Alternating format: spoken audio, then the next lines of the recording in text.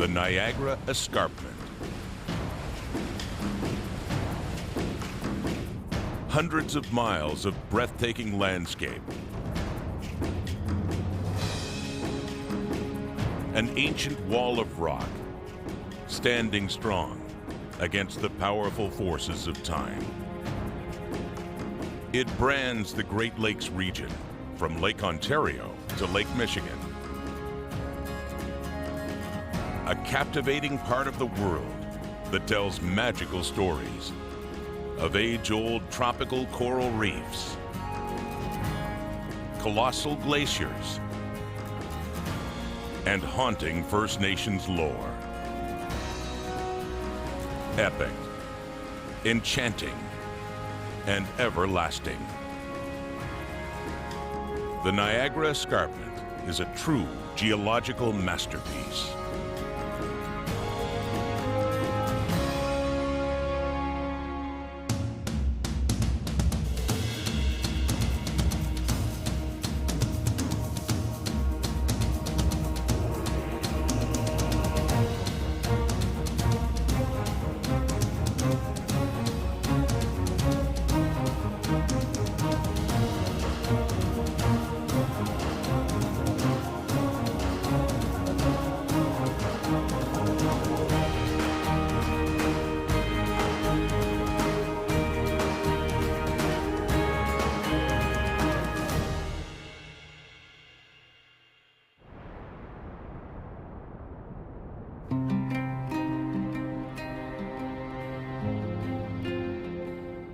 The Niagara Escarpment, an ancient meandering cliff, 450 miles long. At its highest point, almost 1,700 feet.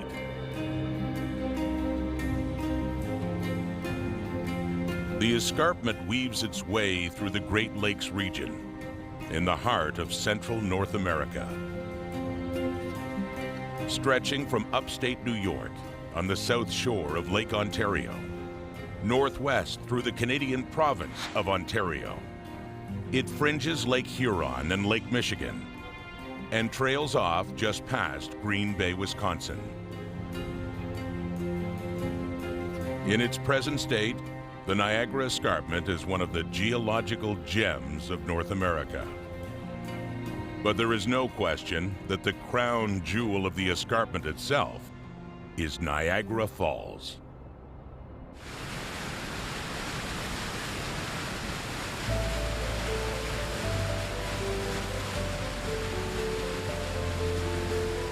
A true phenomenon of the natural world. It straddles the border between Canada and the United States and is part of the Niagara River, a 36-mile waterway that connects Lake Erie to Lake Ontario. The water from 4 of the 5 Great Lakes passes through here, on its way to Lake Ontario and beyond. From north to south, the river features an elevation drop of 330 feet. More than half the drop in elevation happens right here. The crest line of these falls covers only 600 yards of the Niagara Escarpment's 450 miles. Yet the impact is so dramatic, it has become one of the most popular tourist destinations in North America. It is the only section of the escarpment that most will ever see. Its ancient geological history and composition is no different than any other part of the escarpment. Except for one thing: water. More than 45 million gallons of water. That's the total combined volume that goes over the crest lines of the American and Canadian Falls every minute. More than the volume of an Olympic-sized swimming pool every second. Most comes over this crest on the Canadian side. Horseshoe Falls, named for its shape. It is 170 feet high with a crestline more than 2,000 feet wide. Niagara Falls was born about 12,000 years ago, when water released from melting glaciers poured into what is now the Niagara River. Today, water from the river hurls over the edge of the escarpment at a speed of 32 feet per second. The level of erosion that has occurred here is far greater than at any other point on the escarpment. 12,000 years ago, Niagara Falls was 7 miles downriver from where it is now. Around the turn of the century, the rate of the fall's erosion was about 4 feet each year. Today, it's been artificially reduced to less than 1 foot per year on the Canadian Falls. The reason for this man-made intervention is that this part of the escarpment is more than just a pretty picture. In addition to precious tourist dollars, Niagara Falls generates valuable hydroelectric power, a resource worth preserving. There is a small portion of the Horseshoe Falls on the American side, along with 2 more distinct sections of the falls. At 56 feet wide, the Bridal Veil Falls is the smallest section, named for its unmistakable resemblance to a bridal veil. On the other side of this precarious piece of land is the American Falls, a much larger section of the falls that connects to Prospect Point in New York State. It is 180 feet high. Its crestline is 1,075 feet wide. Perhaps the most memorable human intervention in the history of Niagara Falls happened here. In 1931 and 1954, sections of rock fell to the bottom of the American Falls. Fears grew that this section of the falls would soon erode, crumbling into a series of unsightly rapids, and in the process, dealing a huge blow to the local economy.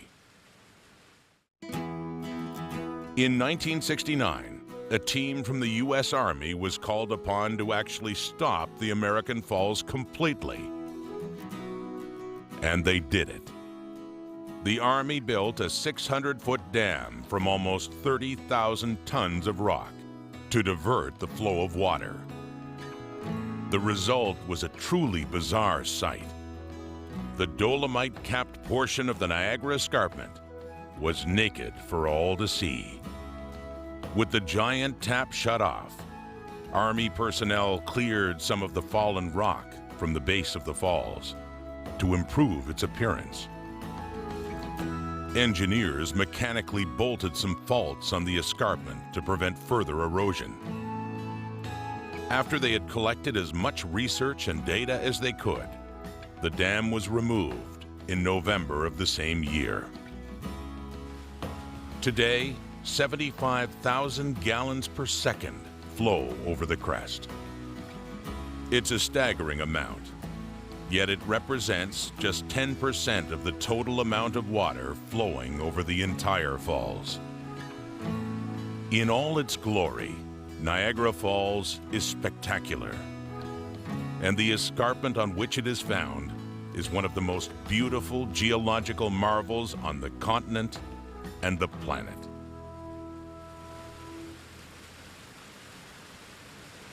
Its ancient origins begin underwater.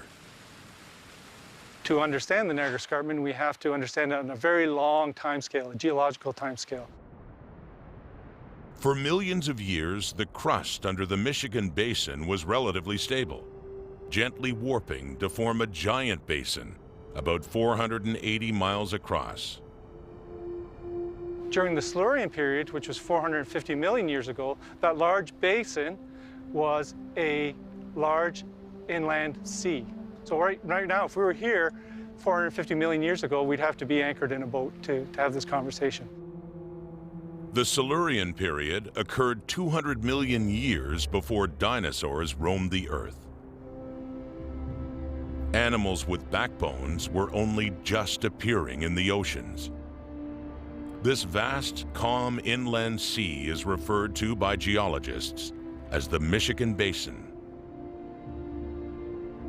It represents a rare, geologically peaceful time for this part of the planet. The geologic history of Canada, you see violent episodes when you build mountains, and then there are quiet episodes when seas cover much of Canada. So think about modern reefs in the Caribbean with beautiful, nice, clear aquamarine waters. And that covered huge areas of Canada at one time. And that's because there was no mountain building going on. It was quiet tectonically. The Niagara Escarpment and the whole part of southern Ontario records perhaps the quietest period in the history of Canada. About 400 million years ago, there were these giant inland seas that virtually covered the whole country. And there's no modern analog, there's no modern parallel anywhere in the world today.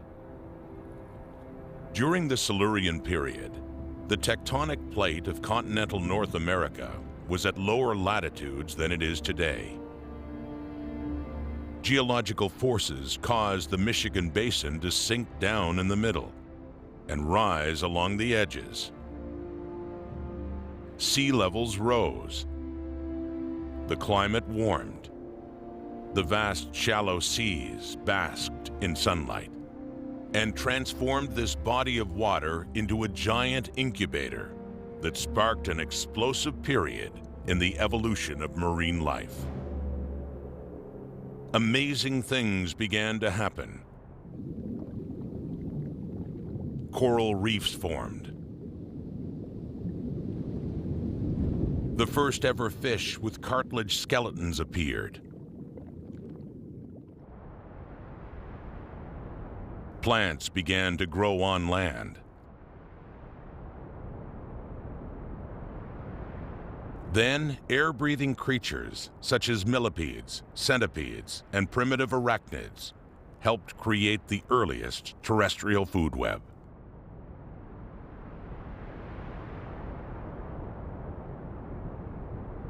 This primordial ecosystem thrived for millions of years. Immeasurable numbers of marine creatures lived and died here, while rivers fed the inland sea, bringing sand, silt, and clay into the water. Coral and shells built up, along with a growing deposit of calcium. These layers began to harden. Time passed. Sand became sandstone. Clay became shale. Calcium carbonate became limestone. Magnesium in the water infiltrated layers of calcium carbonate mud, creating dolomite, a rock similar to limestone, but much harder. Layer upon layer, these dramatically different rock types built up. Water levels in this ancient sea changed frequently, as did the location of the ancient coastline. The sea slowly dried up. Then, about 200 million years ago, everything changed. These layers, built up over millions of years, formed the building blocks for the escarpment. It's important to understand that in the sea, the layers are being laid down, one on top of each other over millions of years. Once many layers of sediment were laid down in the shallow inland Silurian Sea, the warping of the basin elevated the sediments above water to expose the edge of the basin as an escarpment. So you've got an edge that's now exposed. And those top layers, which were composed, remember, of life like reefs and all those living organisms, formed in conditions that had a lot of magnesium. So it's not just calcium carbonate, which is limestone. It's calcium carbonate with a secret ingredient, magnesium. So it's calcium magnesium carbonate, which is much harder. So those top plates in that basin are hard rock, really hard rock compared to the softer ones below.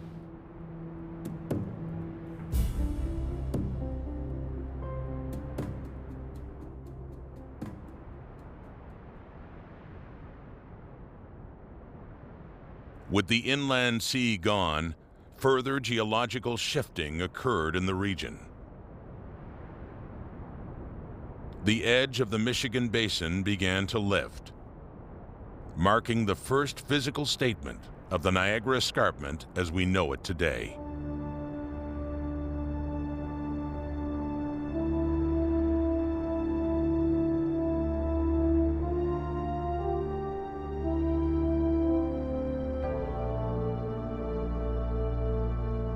Over millions of years, natural erosion wore down the landscape, obliterating softer layers of sandstone and shale. But dolomite is significantly harder. So hard that not even the weathering power of time can penetrate it.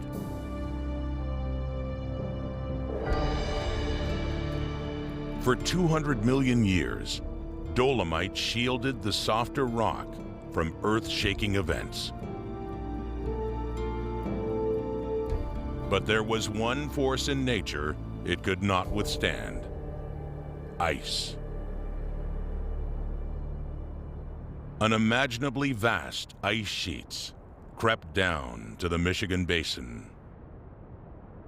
In many ways, it's the events of the last 2 million years, in other words, quite recent to a geologist, which have been the most profound because it's seen the repeated development of ice sheets, which, you know, we're not talking about something in a hockey arena, we're talking about ice sheets that are 3 or 4 kilometers thick.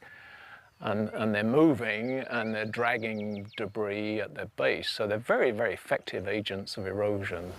And all the main lakes in Canada that lie around the edge of the shield, including the Great Lakes, have all been dug out basically by ice sheets. So the last 5 minutes, if you like, of the geologic history have been the most profound in terms of how they've affected the landscape in Canada.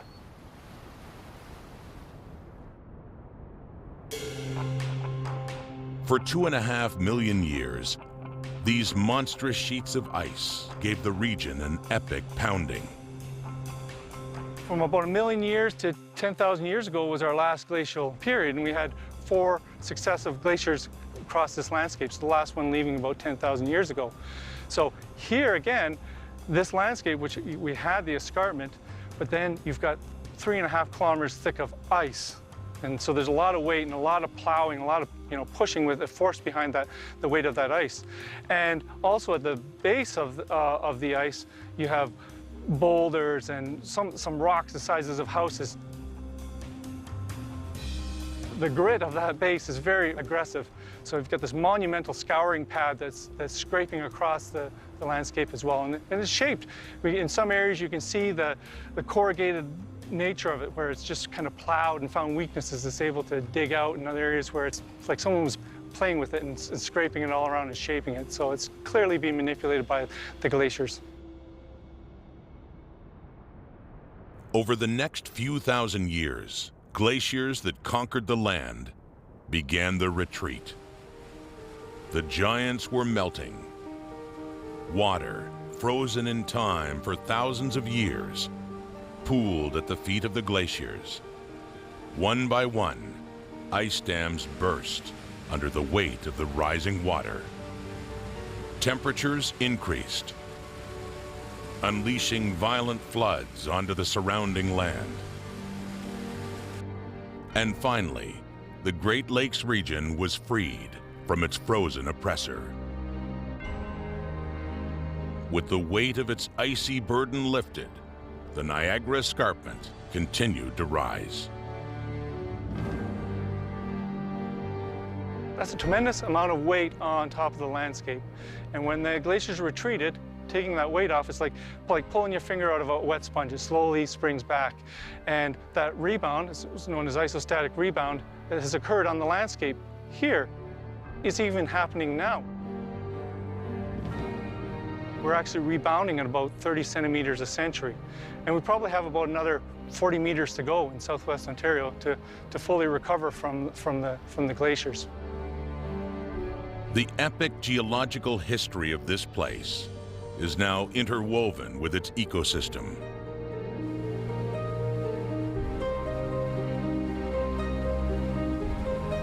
In most areas of the escarpment, water bleeds through the rock, quenching ancient cedar trees, some nearly 2,000 years old, that cling precariously to the bluffs.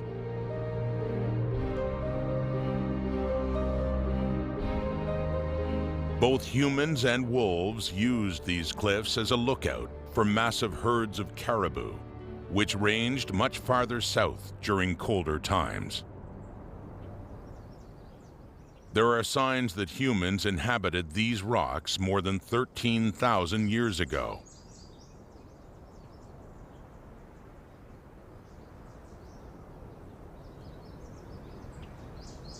The escarpment is dotted with ancient settlements, villages, and campsites. Many of these histories are long forgotten. But here on the Bruce Peninsula, the lore of some First Nations peoples has endured. This is part of the traditional homeland of the Saugeen First Nations. This is an alliance of two First Nations, the Chippewas of Nawash unceded First Nation and the Saugeen First Nation.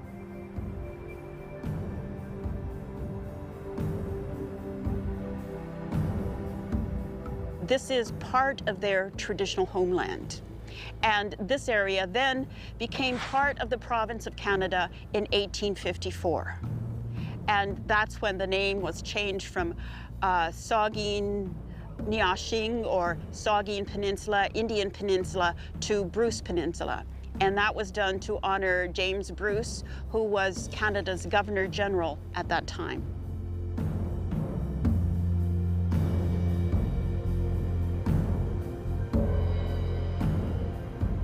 Tribes of First Nations peoples have lived along the escarpment for thousands of years. For them, some of the amazing rock formations are sacred sites. Some Indigenous people have strong spiritual beliefs, intrinsically connected to the landscape. This interweaving of spirituality and geology has been coined geomythology. It is the study of oral traditions created by pre-scientific cultures to explain geological phenomena.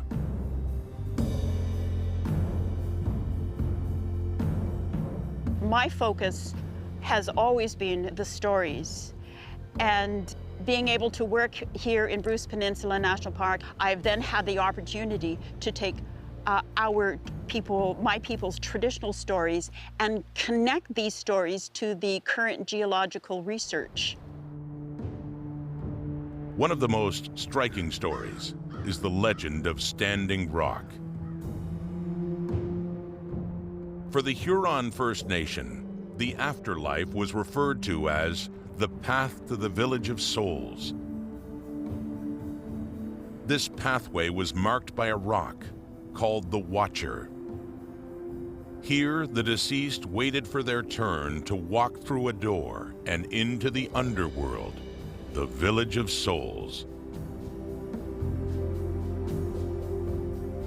According to legend, to gain entry into the village of souls, the dead were required to enter a cabin where a man named Piercehead waited. As the dead souls entered, Piercehead cracked their skulls open, pulled out their brains, and kept them for himself. A macabre tale. But it was believed that, as a rite of passage to the afterlife, the brains of the dead needed to be removed as an act of mercy, so they could not bring their memories to the afterlife or yearn for their past lives. This rock and these caves are physical representations of this mythology. To this day, the Standing Rock is a haunting sight. It appears to change its appearance depending on lighting and vantage point. Because of this, it is thought that the First Nations people here saw it as both the Watcher and the Head Piercer. The cracks and fissures leading down to the rock might have been thought of as the meeting place of the upper, middle, and lower worlds.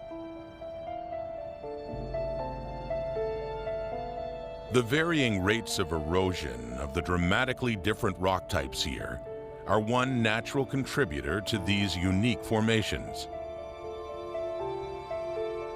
But there is another cause: winter. What ends up happening is water is continuously kind of seeping through the rock from high up on the cliffs. This limestone is full of fissures and tunnels and different cracks and crevices where water is continuously seeping into the cracks. As the water freezes in the fall and onwards to the winter time, that ice expands, and over time that thawing and freezing of that water in those cracks and those fissures has the effect of breaking apart and crumbling apart the cliff face. And over time, of course, that rock breaks free and crashes down on the shoreline below. Now, the result of this is that you get everything from smaller plate-sized rocks that are a little bit challenging to walk on, but sometimes you get these really incredible sized boulders.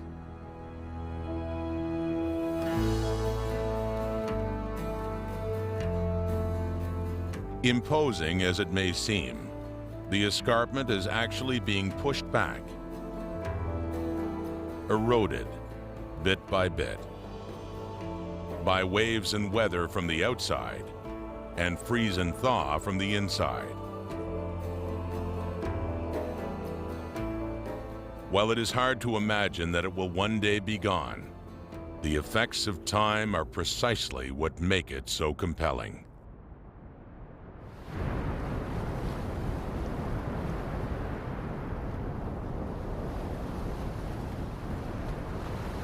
"4 miles off the coast of the Bruce Peninsula sits one of the Niagara Escarpment's most remarkable sights. This is Flower Pot Island. These columns of rock were once part of the cliff face.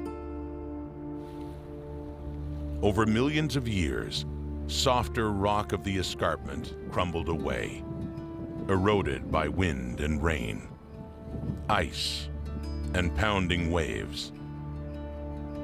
Only the harder rock remained in the shape of flower pots. This extraordinary landmark of the escarpment is located in Fathom 5 National Marine Park. It is accessible only by boat and is a haven for hikers and explorers. The flower pots are each about 60 feet high. There was a third flower pot until it collapsed in 1903. Someday, time will claim the remaining 2. But until then, their hard dolomite caps will endure.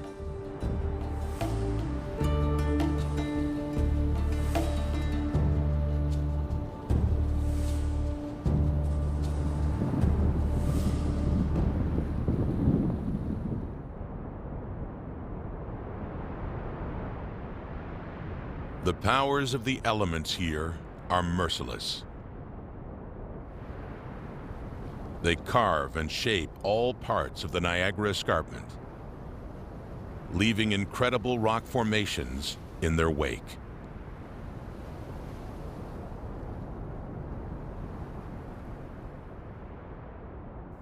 Just south of Flower Pot Island is Indian Head Cove. Overlooking the cove is Overhanging Point. The top layer, the cap rock, is dolomite, which is much more resistant to erosion versus the softer material which is underneath. And you can see it's like plates. So the hard rock is just hanging out there as it's slowly being undercut. As you're walking up above on the cliff, there's an opportunity where there's a bit of a rock that comes right out. And it gives you the opportunity to kind of stand out on that point and get almost a 180-degree sweep of the water and the area around you. It's really quite impressive. Some of these incredible landscapes have a incredible effect on people When you stand out on the cliff edge and you're looking over these vistas, you can't help but feel tiny. You can't help but feel small. And at the same time, it really fills you up with, you know, with all the good stuff. You feel better, you feel healthier, you feel like you can, you know, go back and you're full of energy, and it's a really nice place to be and to visit. Just underneath the overhang is a view that is equally compelling, but very different, because it allows you to look back in time. Millions of years ago, that high cliff face now was actually right at sea level, and the waves of the water at the time were working away at that rock face and really chiseling it out and carving it out. What a lot of visitors will do is they'll actually hike down underneath the cliff top, and what they find is a pretty remarkable geological formation where the rock has been carved or cut out over time from all the different forces of erosion and wave action.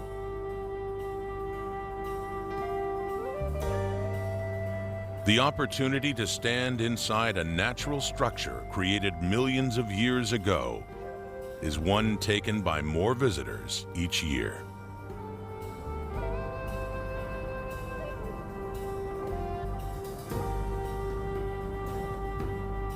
Here you have, within a 3 to 4 hour drive, large urban centers, and within 20 minutes from the parking lot, you can find yourself completely alone in this amazing, spectacular area with these sweeping vistas of these cliffs and this Georgian Bay water and this pristine landscape, and it's pretty incredible to have that accessibility in such a short distance from major urban centers.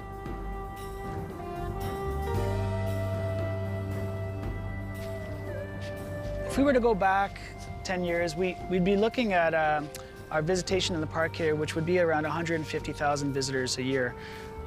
What we've seen in the last 8 years is a meteoric rise in visitation. We're to the point where now in Bruce Peninsula National Park, we're getting about 300,000 visitors a year.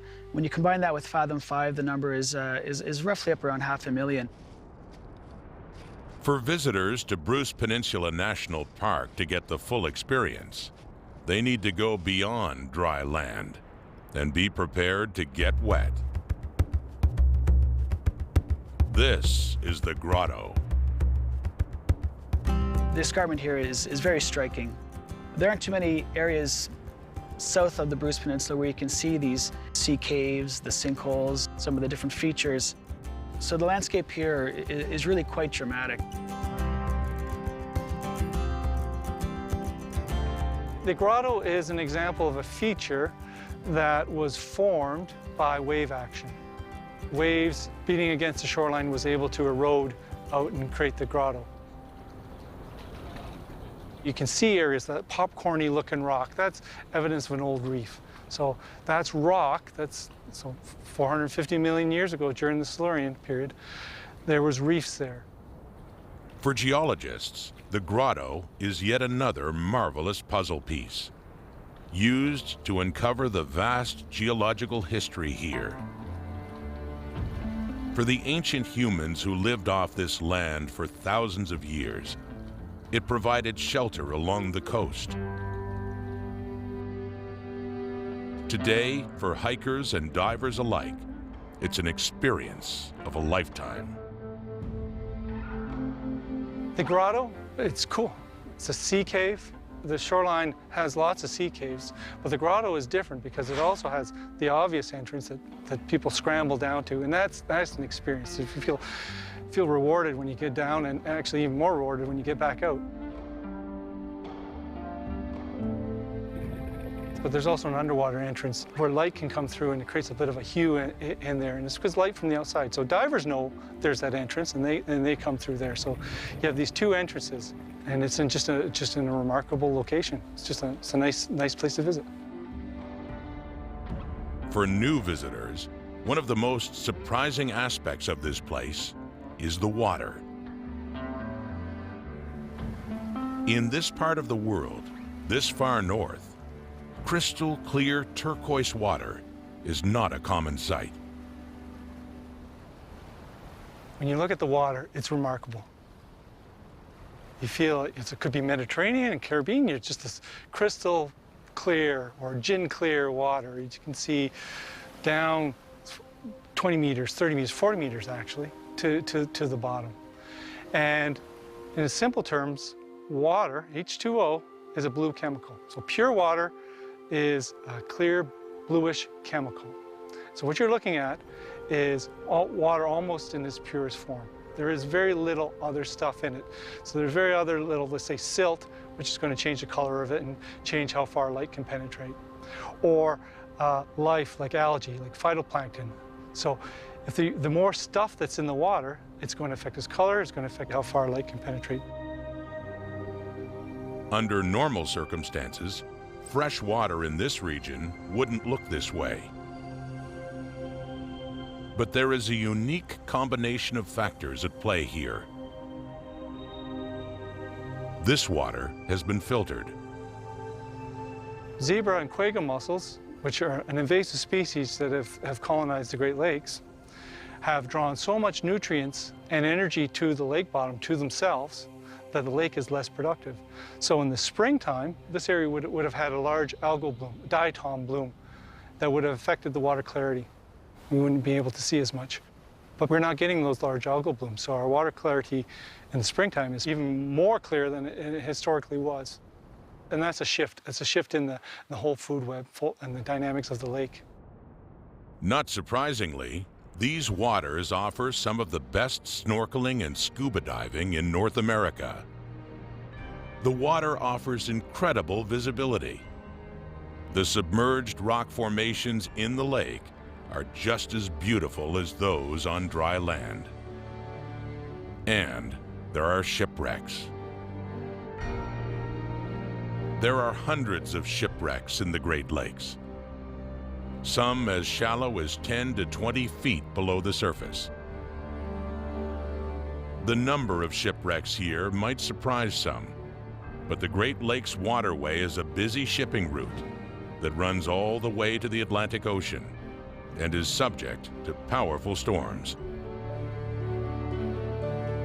The shipwrecks along this part of the escarpment are among the best in the world for underwater explorers. Our visitors, even if they don't have any experience snorkeling or scuba diving, can relatively easily get out to these shipwrecks and go for a swim and experience them and see them. But again, that clear water, makes for an incredible diving experience. These shipwrecks are protected by Canada's national parks and by the gentle fresh water in which they rest. Salt water is not so forgiving. Sea worms in the ocean bore into and eventually destroy shipwrecks. But not here. The rarity of this level of preservation is a big draw for divers. Ships frozen in time help make this one of the top freshwater diving locations in the world.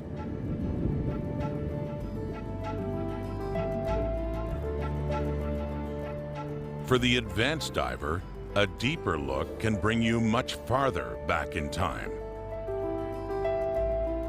Between 5,000 and 10,000 years ago, before the glaciers fully melted, dry land, rivers, and massive waterfalls connected the Bruce Peninsula with Manitoulin Island, some 50 miles north. If we were to take away the water, it looks like what a river or a falls system would look like today. It's still quite evident on the lake bottom. And that continues on down 90 meters deep. And that's just to the surface of the sediment. Keep in mind that bedrock is actually probably another 100 meters below that.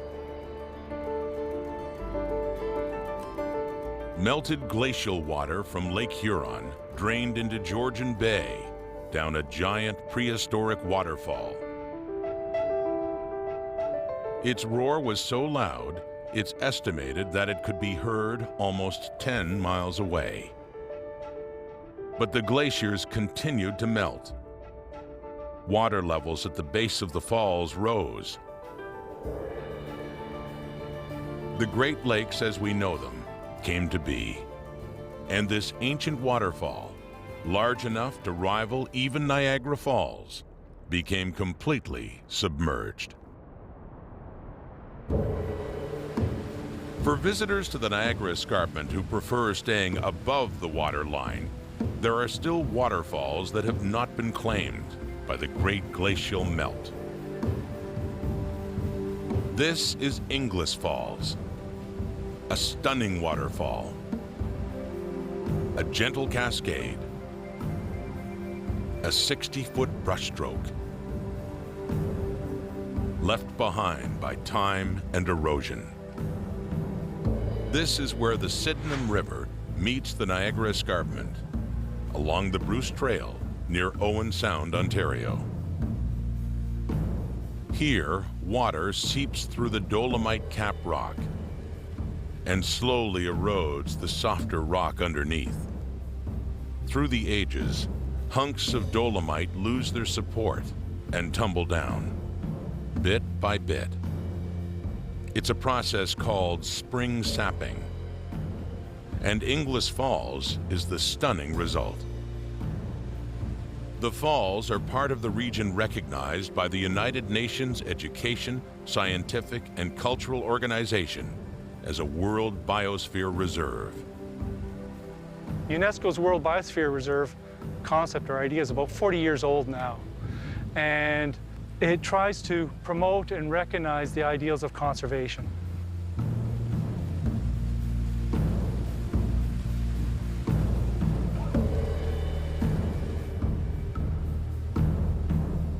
There's lots of change happening on the landscape, and I can't help but think of the foresight of those individuals who envisioned the importance of this corridor.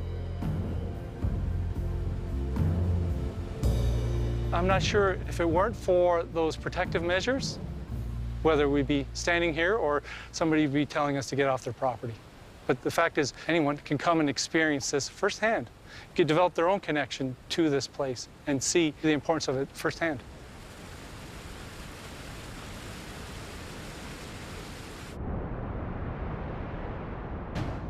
People have a connection to this area because it's authentic. It's a real place.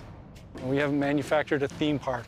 This is a real place where you can get cold and wet and stub your toe on rocks, and you can swim and climb up cliffs.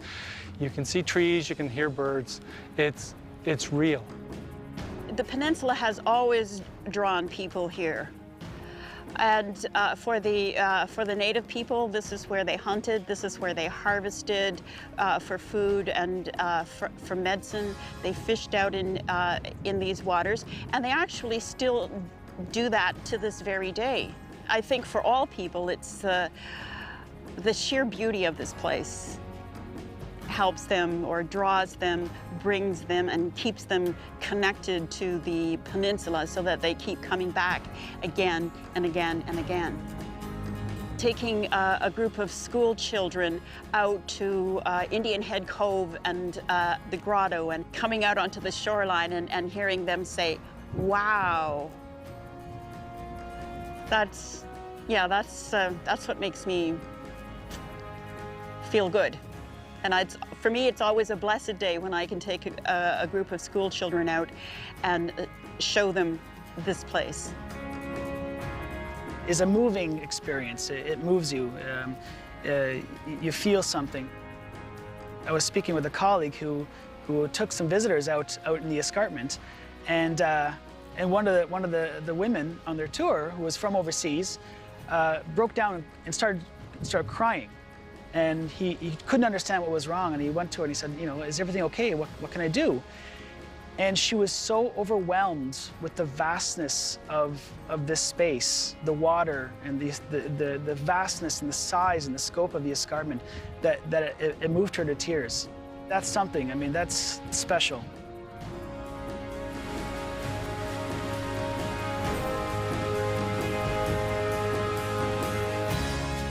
Here on the Niagara Escarpment, the stillness can be beautiful, spiritual,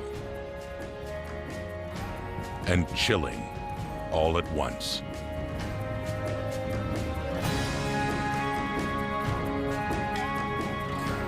Born at sea,